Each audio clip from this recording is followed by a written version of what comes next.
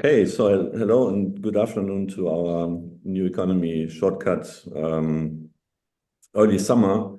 And today we want to have a very special edition talking about the Berlin Declaration that has been published a couple of weeks ago and will be published in different languages in the next few days, which has been noticed by a lot of people, and I think for good reasons. We had prepared this declaration in the run-up of the Berlin summit that we had end of May, where Branko has been, and a lot of other very prominent economists in the run-up of a lot of elections this year, to discuss how to win back the people, how winning back the people, how to do this.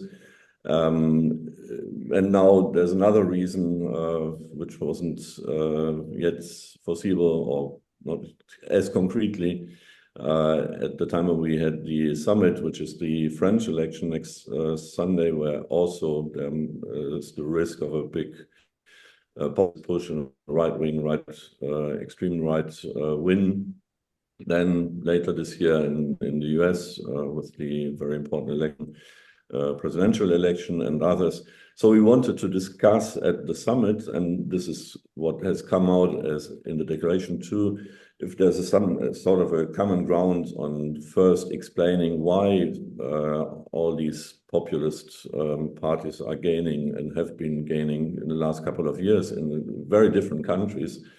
So there's been a sort of a consensus around this, that there are many reasons, but there's one common reason nearly all the time, which is that there have been socio-economic disruptions in regions that afterwards tend to vote for extremist parties and populist parties. And if this diagnosis is true, one lesson would be to design an agenda and to have policies that address what is at the origin, what make people feel uncomfortable and angry. And this is a lot about bringing back control. That has been something that the UK Brexiteers have misused in a way, but which may hit the point and be at the core of what should be done. We will talk about this declaration more in detail in the next hour and see what are the more concrete outcomes. But what we have seen at the summit already, and then by signing the declaration afterwards, by having a lot of people sign them, that there seems to be something like a new consensus, something like a common ground on all this, on the diagnosis and on the principal lessons, and that these lessons and the whatever lessons of this diagnosis are very different from what has been the common sense and the former paradigm, which was more the market liberal one. So this is very interesting in the sense that there's been a lot of work, and Branko contributed to this, Isabella, you have contributed to this too in the last couple of years. A lot of work in different fields, but now it feels like there's something like this common ground, and it's important for maybe continuing and discussing more in detail what it should happening. So this is just to introduce. The declaration is on our website. You can see it, and it will be published, as I said, in Le Monde this week in French, and there will be a piece on project syndicates. We will come back to this. And I'm very happy to have you both, Branko Milanović and Isabella Weber, who have both signed the declaration, and I'm very happy to have you and to discuss and to go more into detail for the reasons of having signed this and the implications and what this means to have such a common declaration now. I would like to hand over to Branko first and give you the floor to give some comments on your view on what the declaration means and what the content is. Well, thank you very much, Thomas. It's actually, well, it was a pleasure to have been in Berlin, because it was, I think, it was an important event. You had really lots of top people there signing. Of course, it's also a pleasure to see Isabella, who we see each other more virtually than in real life, despite the fact that we are both technically located in the US. So let me just say a few words, which are somewhat obvious, what declaration, how should I say, what it is. I thought at one moment, let's make a comparison, and you do a little bit of a comparison, Thomas, with the Washington Consensus. It is, of course, a different type of document. The Washington Consensus was a very precise document on each individual policy. It was a decalogue. There are 10 commandments in that document. It is clearly already by 2010, it was a damaged brand. So clearly there were some problems, and you indicated there are problems in internal policies. There are problems how globalization has been implemented. There are problems that are seen in the political space. There is a corruption. There is high inequality. There is not enough effort paid to climate change. So all these problems have accumulated. The question is follows. If one does not have some general principles, and that's actually what I think the Berlin Declaration is, some general, if you want to use the French word, ambiance in which economics should really be implemented, then we are opening ourselves to interpretation that would basically throw, what do they say, proverbially, the baby with the bathwater, which means the interpretations that would actually reject everything that made sense in the consensus and everything that makes sense in sort of more progressive or even mainstream economics, and we would go into some kind of a right-wing, Millet-like almost situation. So the declaration, I think, actually does then provide sort of general principles and general philosophy within which policies should be made. Now, let me go what is, in my opinion, declaration has 9 points, but let me go what in my opinion, what it does. As I said, with general principles, it says that market efficiency cannot be the sole criterion by which policies are judged, which was, of course, the departure from the principles, implicit principles, or maybe explicit even, in the Washington Consensus. It also says very clearly no to austerity. That's the policy that Isabella, I'm sure, will comment. And that was a very explicit statement. Then when it comes to market, general, and policies, it advocates industrial policy, but if I may say so, of a preemptive kind. Industrial policy that would not only mop up what has happened, in other words, after the fact help people, but would actually be much more proactive in identifying the areas that should be supported and also helping those that really don't have a future or that policymakers believe would be better done elsewhere. That would be the protection of those affected by globalization, but as I said, it would be more forward-looking protection than simply mopping up the results or the outcomes of globalization. And then in the area that I'm more interested is about inequality. It advocates, again, something that has been advocated for a while, the increase in taxation, especially wealth taxation, and something that Tony Atkinson has advocated in his last book, which was introduction of a general minimum. How it would be done, obviously, that depends on different countries, at what age or whatever, but it would be certainly something which would be either, universal guaranteed income, or an income which would be given, or a wealth maybe which would be given amount of income that would be given to some people at a young age. And finally, it talks about demonopolization, which I think is quite important given that we really have now created a number of large monopolies that are essentially really having quite a lot of influence on our life directly or indirectly through collection of information and other ability to basically control what we do. And then the third part is on climate. So the first part, as I said, is the general principles. The second part are these policies. The third part is on climate. That was also something that has been around for a while, use of subsidies and taxes, taxing activities with large emissions, and within the same context, helping the less developed countries improve their ability to introduce green technologies. So it is interesting that in the declaration, the less developed countries come only at that point.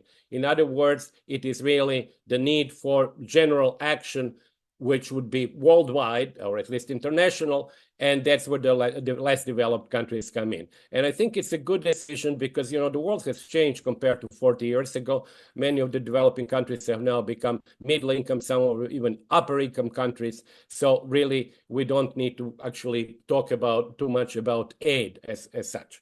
And finally, last point, which I think is quite important, the Berlin Declaration mentions the question of peace because it is an important issue, an obvious important issue today when we have at least 2 wars going on and several possible crises and possible new wars.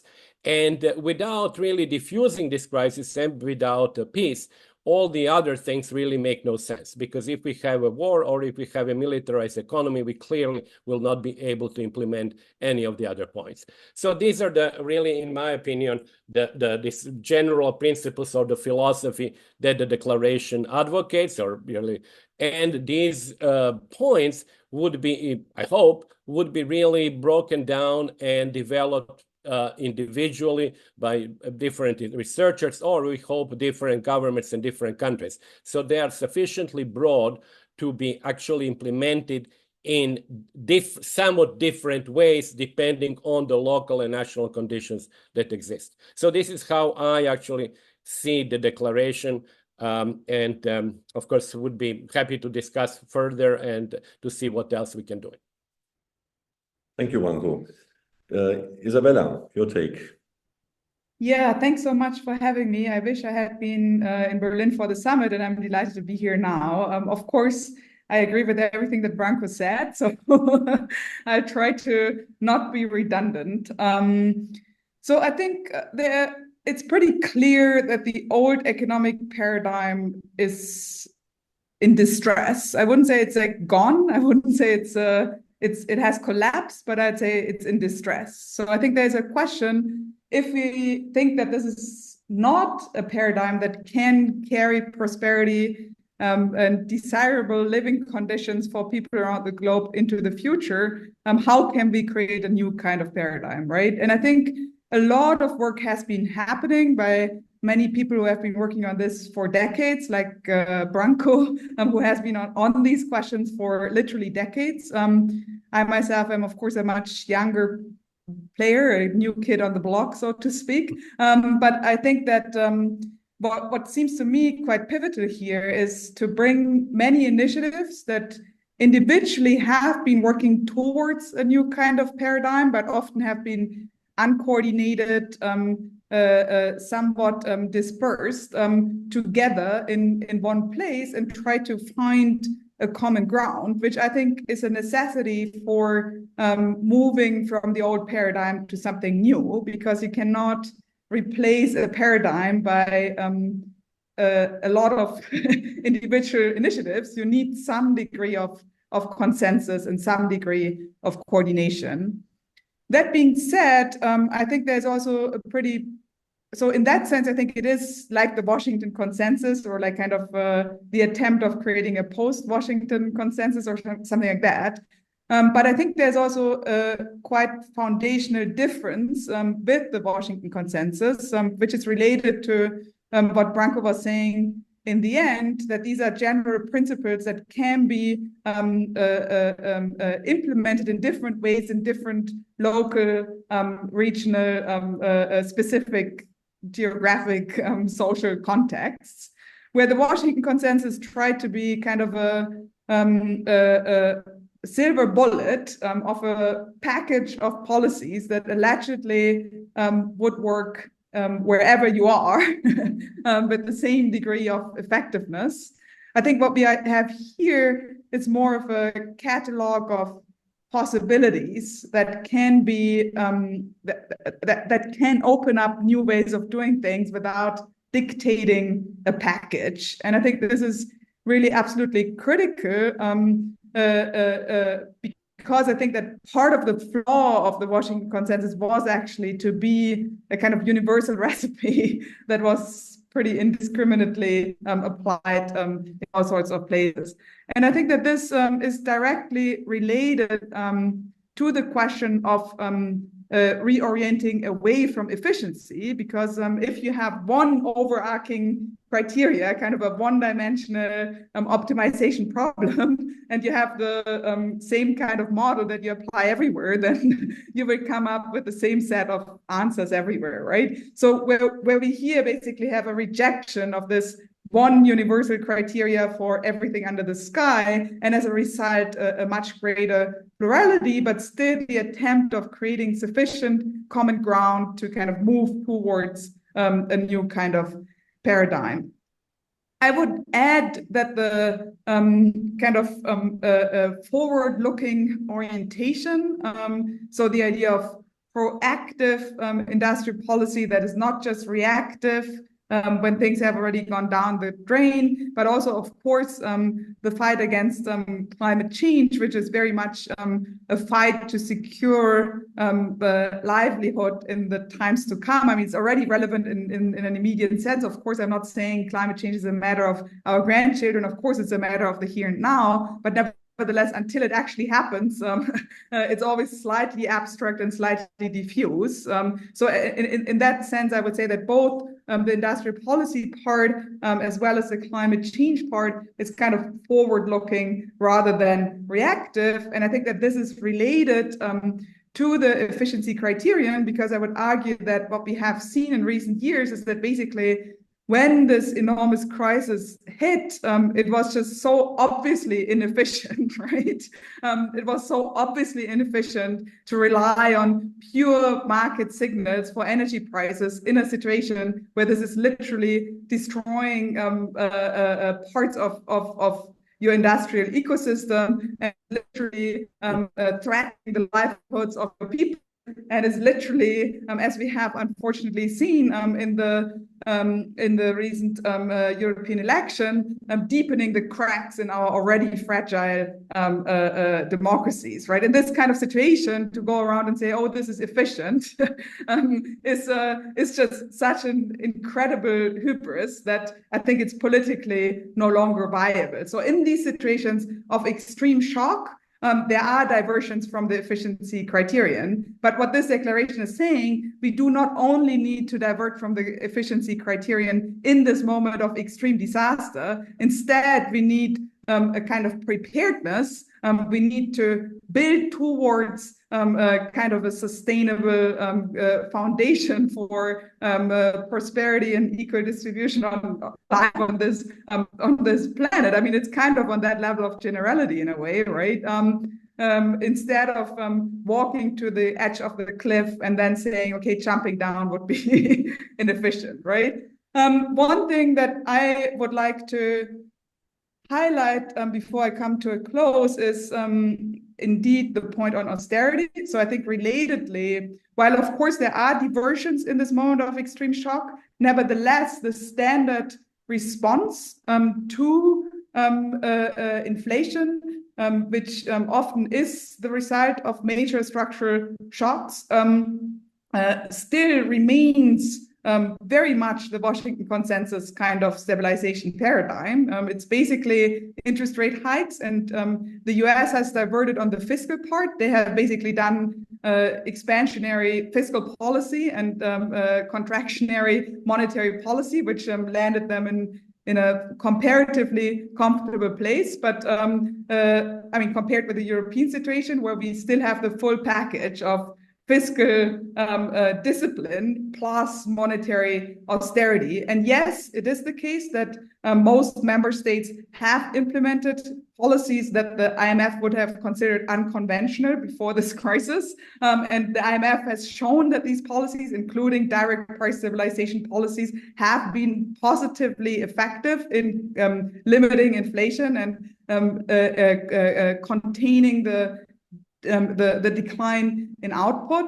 At the same time, when we ask the question of what is the hegemonic stabilization paradigm, I would really say that we are still in a Washington consensus kind of world. And without an alternative stabilization paradigm, there's little hope for all these wonderful things like innovation policy, like industrial policy, like financial transfers to the global south and so on. If we are in a world of austerity, if we are in a world where shocks are becoming more frequent, and whenever these shocks hit, we get inflation, and in response to this inflation, we get interest rate hikes and fiscal restraint, then this is kind of pulling out the floor under all these aspirations that are part of the declaration. So I'm very much in support of the declaration. I think the stabilization issues are there implicitly in the sense of speaking up against austerity and emphasizing the preparedness.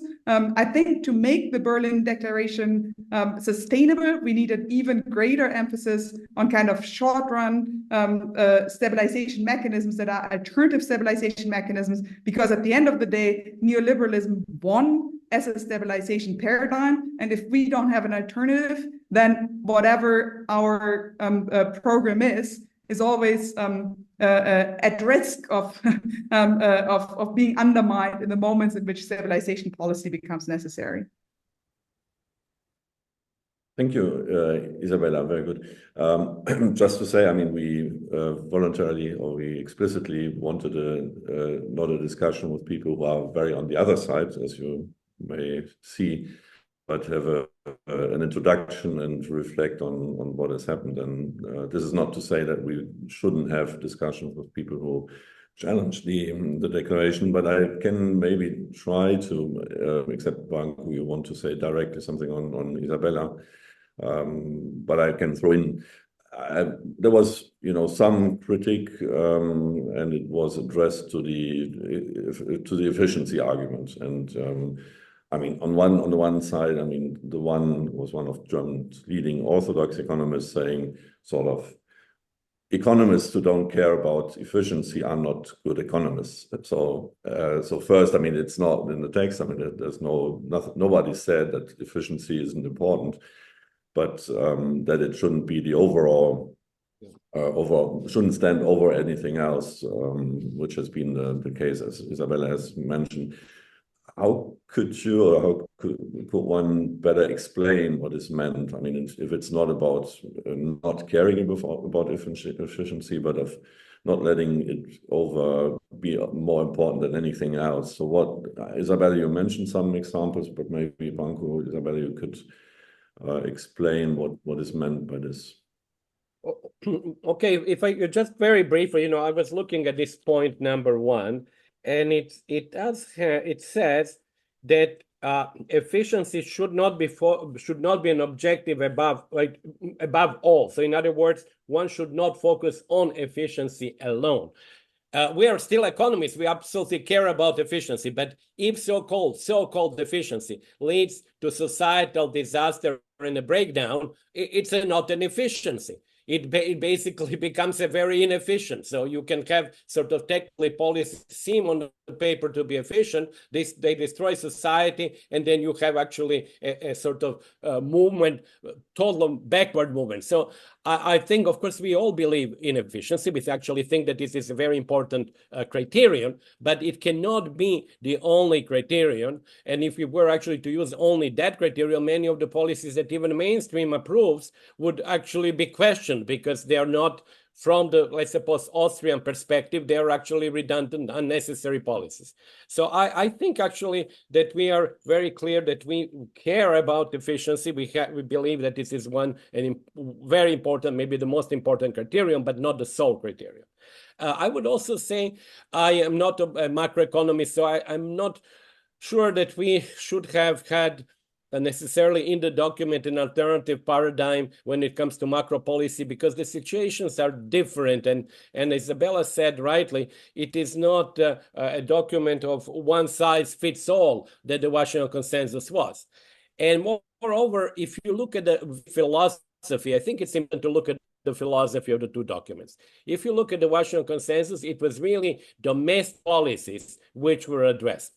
If you look at the Berlin Declaration, It is partly domestic policies, but it addresses also global issues in 3 dimensions at least. It addresses, as I mentioned before, in terms of peace. It addresses a climate change, which is obviously a global issue, and it addresses the consequences of globalization on populations, like we have seen that in Europe and in North America.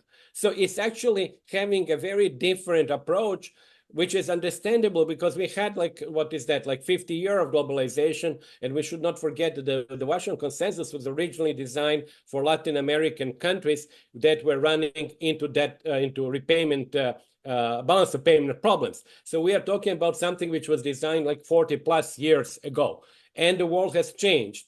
So the philosophy here is really a global philosophy where the individual then countries and policies, including macro policies, are being designed in accord with this general philosophy, but not really one size fits all.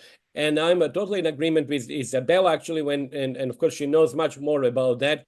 But the response to the shock, like including the energy shock that Germany and Europe had to go after the beginning of the war in Ukraine, had to be dealt differently, I think, in different countries, depending on the extent of the shock, dependency of Russian energy, their own ability to provide. As you know, the different countries have very different mix of energy production. So I think we are right not to have a kind of a tit for tat, the Washington Consensus approach. Like you said, inflation should be, it was not in the Washington Consensus, but it was interpreted like should be always 2% and not above. I don't think we should say something like that. So I think we left it intentionally up to the individual countries or policymakers. I think this is what Isabella also said. It seems as if this is very much a difference, but which makes it more complicated is that the former, let's say, Washington Consensus or the former market liberal consensus was very much reduced to say you can solve any problem with economics or with economic dimensions with efficiency. And then it's about efficiency, and it's about very simple things that are universal, as you said, which made it very easy to sell it and to have a narrative and things. And maybe the proper thing of going forward and searching for something new is to say it's neither always the economy, nor it's always efficiency, and you always need a different kind of reasoning. And that's why we are also talking about peace. It's also because we are introducing, I think also, about other disciplines like sociologists and historians and anything which help us to better understand, because the economics is not the only dimension that helps us, or it's not enough to help us understand things. Isabella? Yeah, maybe on this efficiency question, maybe 2 examples that I would give. One is the whole question of, in certain areas, we might need redundancy rather than efficiency in order to have efficiency in other areas. To make this more concrete, let's say Germany had a higher degree of gas storage and a higher degree of redundancy in the energy system before the shock, then this would have allowed a much more efficient situation in the context of the shock. Now, when we are moving towards a world, which I think is what is happening, where shocks are becoming more frequent and more likely, then the payoff of such redundancies is also increasing. And in a sense, like even the efficiency gain from such redundancies is increasing. So this is not to kind of completely deny the idea of efficiency, but it's clear that the efficiency from the perspective of any one firm is not necessarily congruent with the degree of redundancy that one might want to have from the perspective of system stability. That's why I have been advocating to reclaim the essential sectors and to rethink the organization and governance of essential sectors, because a sole efficiency criterion, as like kind of a microeconomically derived efficiency criterion that is achieved by individual firms acting in these markets is not necessarily welfare optimizing. So to make this more concrete, if we look at, for example, the shipping sector, right, then it's probably not efficient for shipping companies to have redundant fleets. I mean, it clearly is not efficient. But if you have things like what's happening in the Red Sea right now, right, where you suddenly have a massive shock, then this redundancy in shipping fleets can actually end up increasing the efficiency overall, because you do not suddenly have a situation where you don't have enough shipping capacity to ship things in a sufficiently timely and reliable kind of manner. Now, it happens to be the case in the shipping example that actually there has been some so-called overcapacity. So that was seen as a worry, right? The market said, oh, the shipping industry is moving towards overcapacity. This is a worry. But it turns out that from the perspective of stability of trade and trade flows, it might actually, this overcapacity, this redundancy might actually have been a good thing. The price question is a different question, but in any case, so redundancies as the opposite of efficiency can, like in a kind of almost perverted way, increase system efficiency in times of extreme instabilities, as the kind of instabilities I think we are headed towards. Another example is if we look at the whole question of climate change and climate change mitigation, then yes, maybe in theory, the most efficient way would be to only rely on carbon prices. There are many debates around that proposition, but let's assume that is the case, okay, for the sake of the argument. Then if such a carbon price regime leads to a situation where people feel like everything is just getting more expensive and I can no longer live my life the ways I like to live my life, and start voting for far-right parties that are climate skeptic, then maybe in a narrow economic model, this was the most efficient solution. But from the perspective of actually achieving climate change mitigation, it might have been completely counterproductive to only rely on carbon prices. And this is not an argument about carbon prices in general, but to make this the sole instrument because it's the only efficient instrument, because you end up in a political environment where your whole project collapses. So this is to say, you need to also take the political economy context into account. And I think, if anything, the European elections should stand as a warning that we cannot do economic policy as if the people didn't exist, but that we need to do economic policy as if the people were democratic citizens that at the end of the day are deciding who is going to govern and what the goals are that are being pursued. And for the climate question, I think this is absolutely crucial for anyone who cares about climate change mitigation. And maybe one of the basic things we have discussed, and which is also in the declaration, counts as such an example too for explaining populism, and which is, you know, the case of globalization, where the classical economics was to say that there is globalization is beneficial, or it's effective, efficient when it overall has more advantages than disadvantages, and there are regions, you know, in the end overall it's a game as wealth creation. And we have seen that in the US, I mean, in the Rust Belt and these cases, that there has been huge consequences, as you mentioned, Isabella, on carbon pricing. The same was there. I mean, in economic terms, the China shock was probably efficient. It introduced much more efficient, but it has created huge disruptions. And then in the end, this has led to all we know, to the election of Trump, and that's something which is beyond the economic efficiency. I mean, yeah, and I strongly believe that the sole adherence to the efficiency criterion without any social context, and then often the stance of economists to say, oh, people just don't understand, like people just don't understand that what they want is not efficient, that this is a very deep problem that ends up also being a democratic problem. So it's like, in some sense, the people are not completely stupid when they end up voting for anti-system parties. And I'm very much opposed to the AfD, of course, but they are not being taken seriously in how they see the economy, how they experience their everyday material lives, because the economist comes with the efficiency criteria and says, oh, you just don't understand, right? So there is a very deep conflict here. Thomas, can I just say, Yes, just to continue with these lines, I could not agree more than what Isabella said. And there is, without now going and criticizing all the economists, but saying, you know, that people do not, as Isabella said, that actually the economist defense of their policy sometimes, which are destructive policy, is people don't understand. But, you know, take the examples of random control trials. When we actually do certain things, we do them on people who really have very little agency. So basically we decide, I mean, we look at how they would respond.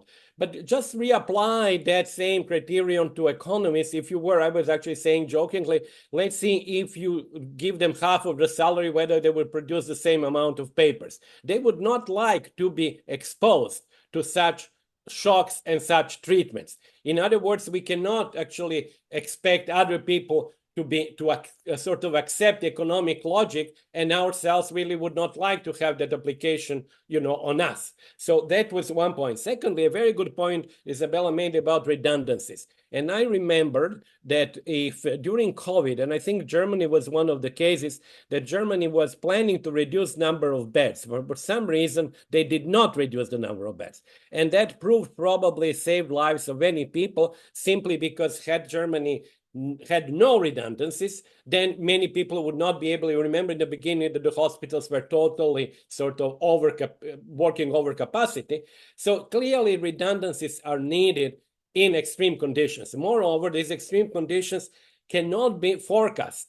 And actually, I would like to quote Nassim Taleb on that. If we knew what the extreme conditions were, you know, we could adjust for them, but we don't know them. You know, this is the black swan. The extreme event is always out there on the right-hand side of extreme events, and we don't know it. As he says, you know, the largest flood that happened like until now is going to have another flood which will be larger than the flood that happened before. So, you know, we have to actually have redundancies in the system. And finally, sometimes, just to give historical examples, you can say, well, there were policies looking at the Great Depression. I was recently reading a book about Keynes, so okay, it comes to me now very easily. The policies that were followed during the Depression looked efficient from the point of view of economists who were implementing them. The problem was that they were actually making the Great Depression worse and worse, and unemployment getting higher and output going down. Take the Russian privatization and stabilization. It was done precisely with the objective of efficiency. And people who did it, they believe they're doing things which are very good and efficient. There will be temporary pain, and then everything will really go back to normal and things will be fine. And finally, the third example came to my mind from Argentina with Macri. Similar story, you know, Macri went for de facto dollarization, also did several things which are very similar to Milei wants to do now, and then ended up with a really total crisis and a collapse of not only of the economy, but de facto collapse of the country. So we cannot just say, okay, this is what we believe according to micro 101 or macro 101 policy and finish there. And that's what I think is the spirit of the Berlin Declaration.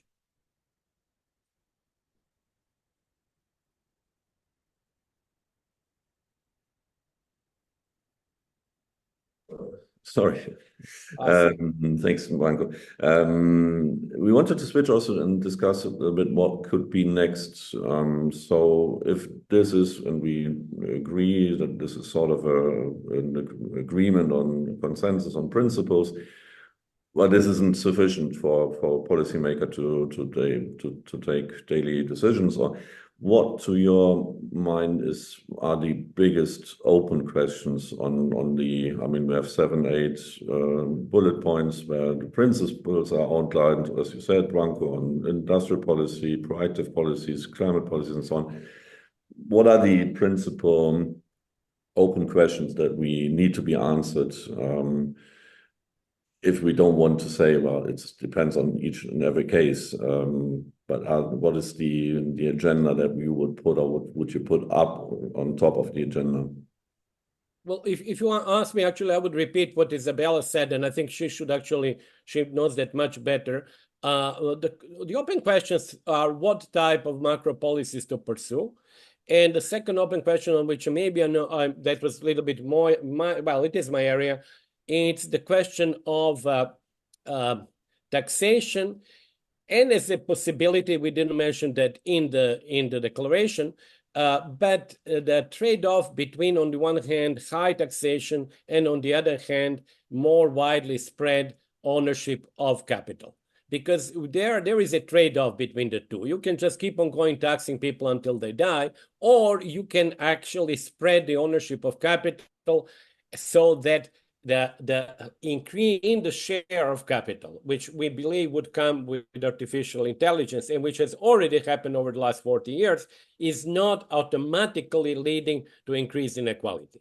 And when I mentioned that, people are a little bit sometimes surprised, but I say, let's suppose that capital income were distributed like labor income, or let's suppose it was even more equally distributed than labor income. Then the increase in the share of capital in national income would actually have no effect on overall inequality, or in the sort of improbable case that capital were more equally distributed than labor income, it would reduce inequality. So the problem is that in all countries, and of course that includes really developed countries and rich countries, we have about 30% of population which have with zero income from capital, and then we have everybody else up to the 95th percentile with really the only wealth that they have is their own housing. And as you know, in some countries where actually tenancy is more common than ownership of house, they don't even have that. So I think there is a bit of there. We didn't address it, but I think that's one issue,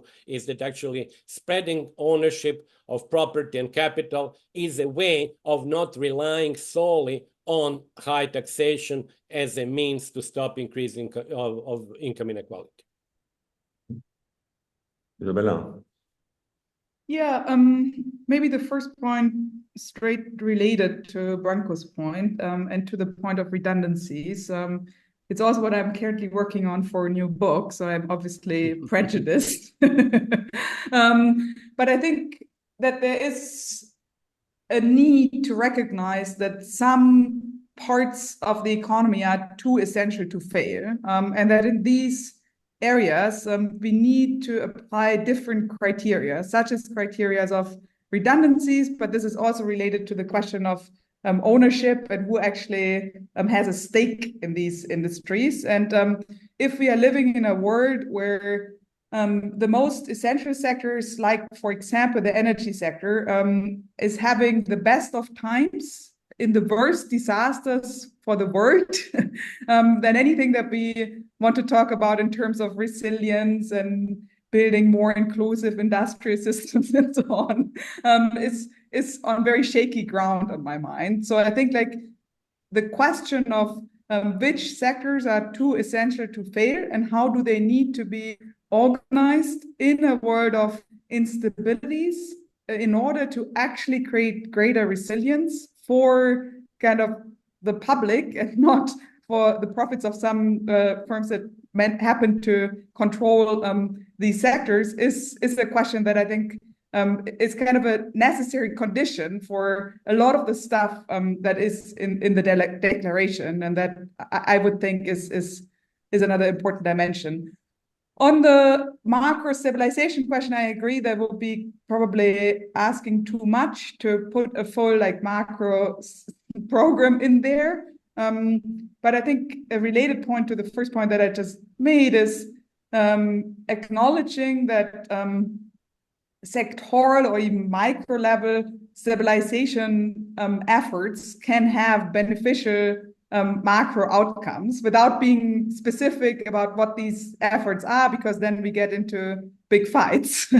But acknowledging, like, I think there is a kind of a common sense that emerged from the last inflation bout, which is, I mean, we still all disagree on many things, but I think we can agree on the fact that supply shocks have been a major element in the return of inflation or the macroeconomic instabilities that followed from that inflation, which I think points to a situation where microdynamics or meso-sector level dynamics can have major macroeconomic implications. So without even already like saying what exactly one needs to do or whatever, but to just acknowledge that fact, I think is very much consistent with a lot of what is already in there, such as, for example, the insistence on proactive industrial policy, and can be a way to overcome this artificial division between macro and micro, where, I mean, if we talk about industrial policy, we are also talking about growth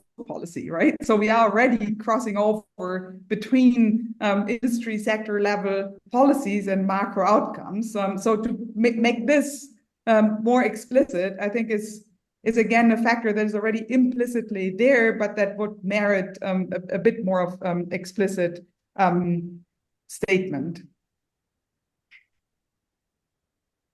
Okay, there are some questions that we will not have the time to go through all of them, but I will try to throw some in.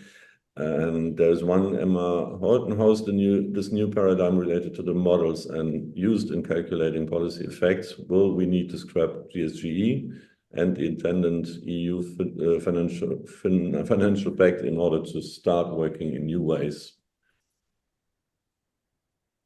This is for Branko. No, it's for Isabella. I was just going to say.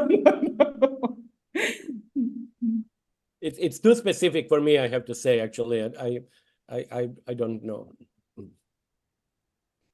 You're not working on something, or your colleagues, nobody would work on DSGE models on inequality, would you? Well, there are models, but I don't work with them, so it's not really that I cannot really say much about that. I think a lot of people who are in that field and working on macroeconomics would say, yes, it's quite difficult to work with DSGE models who integrate, I mean, essentially this, let's retake the word of efficiency and economic efficiency. Okay, at the risk of saying something that people might attack me for or challenge me on, I mean, I'm not working with DSGE models, so this doesn't come from a place of a lot of experience, but from a place of graduate school training. My understanding is that DSGE models are still built on optimal growth paths as a kind of the thing that underpins the way in which we model. Now, in a world of radical uncertainty, in a world in which we, I think, have to move away from a perspective of long-run optimal paths to a perspective of preparedness, questions of what are the systemically important things that, when hit, can create system-wide instabilities and undermine growth dynamics and so on. My gut feeling is that a model that at the core is built on an optimal growth path kind of logic is not necessarily the one in which we want to squeeze all of these things into. I think it goes back to the original issue of distinguishing between risk and uncertainty. There is risk which we think actually we can include in a model, and there is radical uncertainty that is not includable. It's actually something that we do not know. I mean, many people are really put off by that statement, but it is true. There are things that we do not know, and we do not know what will happen in 10 years simply because there is agents are free. There is a multitude of ways that agents, which means us, individuals, countries, and all of groups of people can react. And you cannot, it is such a complicated, not only is it a complicated model, but the behavioral part is unpredictable. So consequently, there are things in 10 years that we absolutely cannot know. And actually, I liked also mentioning Keynes again. That's what he was saying. He said, we do not know that, end of story. And that's actually, we have to take into account. There is no model that would actually answer questions like that.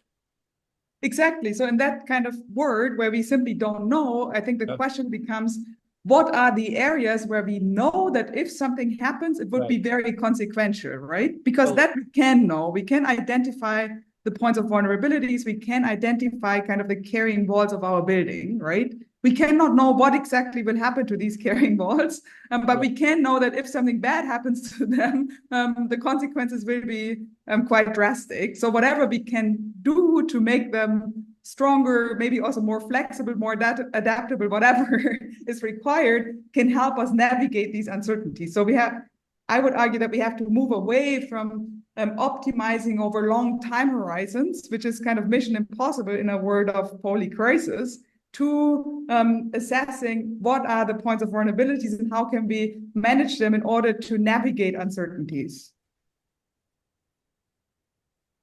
There are some other questions, but I would propose, like we often do, we will send it to you both. And, you know, they're somewhat longer, and you may also take them into account or react on them.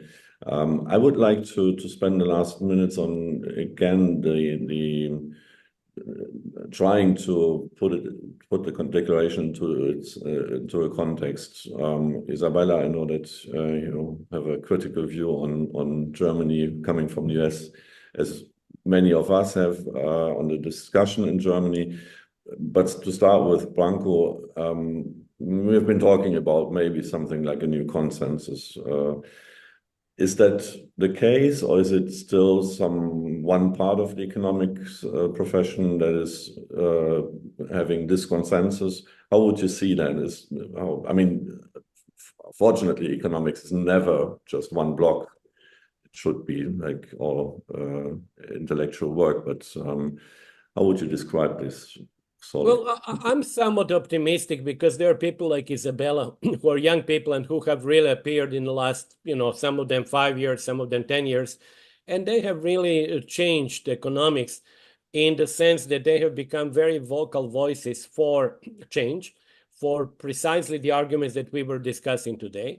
They are highly appreciated within the economics profession, but they realize that this is not the end of the world, that economics is a social science, that you have to go beyond simply writing papers and being appreciated by your peers. That's necessary, but that's not sufficient. And I think in that sense, I think the younger people and also the sort of the fatigue of the Washington consensus and similar stories have made a change. That change is somewhat still sort of vague. One of the objectives maybe of the Berlin Declaration is to make it less vague. So I'm not generally optimistic guy, but on that particular topic, I'm optimistic. As I said, we have really here very many younger people. Isabella is here with us today, and there are many others, and I think they're actually affecting a big change. Isabella, how would you describe the difference between what you perceive in your daily life in the US and the US or international economic debate and what you perceive as the German debate? I mean, first of all, I want to say that I'm not generally critical of Germany. I actually care quite deeply, even though I live far away, which is why I'm bothering to write reports and studies and try to understand what's going on and so on, right? So I'm not a general German skeptic or anything like that. I want to start with a slightly more general point. So I share Branko's optimism in terms of change in economics. Not it's very kind of you to say this, Branko, but maybe less because of my own efforts and the efforts of friends and colleagues, but in parts also because just the context is changing. And I think, I have been working on China, right? When I was writing how China escaped shock therapy, I started this work 10 years ago. 10 years ago, everybody was still saying, not everybody, but there was a strong tendency of both neoliberals and left-wing people to say that China is actually neoliberal. Like the neoliberals would say it because they wanted to claim China's success story in terms of growth. And the left people were saying it because they were critical of China. So they were saying like, okay, China is just as neoliberal as the rest of the world. This has completely flipped to a situation where now everybody is saying, I mean, China has been doing it. China has been doing industrial policy. China has been doing this, has been doing that, and we don't have another choice but also do that. So I think that there is a new kind of system competition, and China, in my reading, has indeed been pursuing a very different kind of economic policy. And on top of it, there is like an extreme kind of geopolitical confrontation. And we have historically, as far as I'm aware, never seen that in the context of war or semi-war type of economies, people have been relying on free market fundamentalism. It simply doesn't work. So in this kind of world, I think there's so much structural pressure towards a different kind of economics that change is kind of, I wouldn't say inevitable, but the dynamic of change is very strong.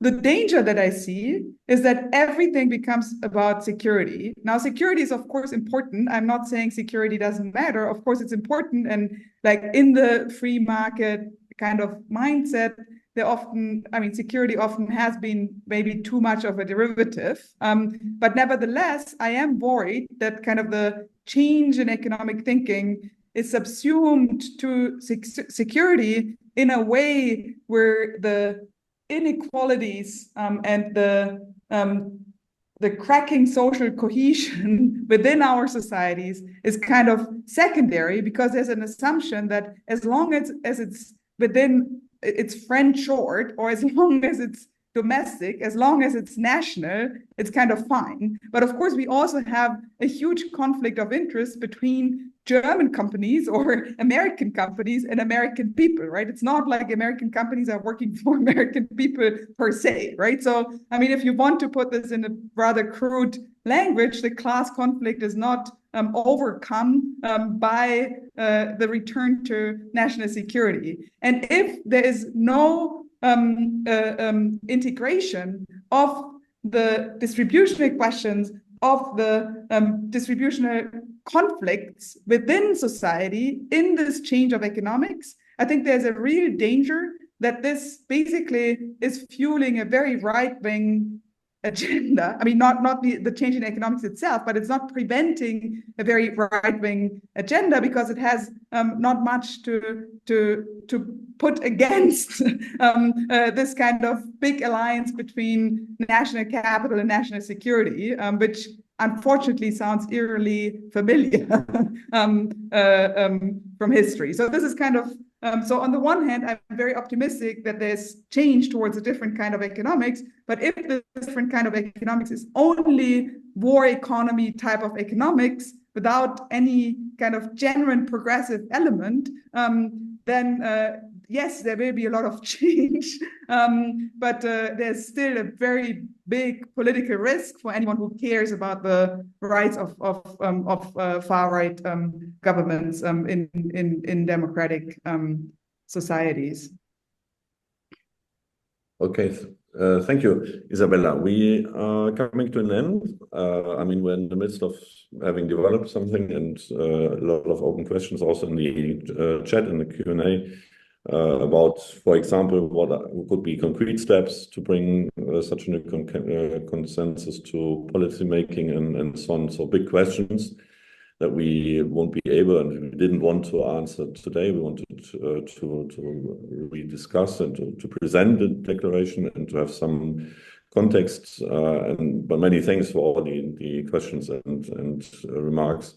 And also you both, and I already have kept in mind what you said, Branko, on inequality and the relative role of, what do you call it, of a more widely spread capital. I think there's a lot of research to be done on that field, which may be, even in political economy terms, very important, because taxing is always more tricky.